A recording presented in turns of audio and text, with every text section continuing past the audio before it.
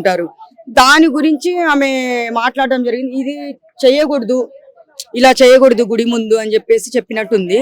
దానికి ఆమెను కొట్టారు.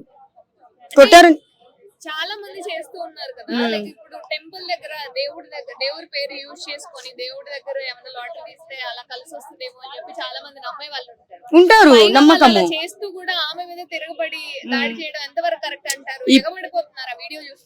అవునమ్మా, ఇప్పుడు కొంతమంది ఏం చేస్తారంటే దేవుడు మీద భక్తితో ఇంకా ఏంటంటే సెంటిమెంటల్, ఆ సెంటిమెంట్ తో వీళ్ళు వస్తాయి మనకి అనే విధంగా వీళ్ళు చేస్తారు. కానీ వీళ్ళు ఎందుకు ఆమెను కొట్టారో నాకు అర్థం కావట్లేదు. తీసుకో అయితే ఎందుకు కొట్టారో నాకు అర్థం కావట్లేదు. అది తప్పు కదా.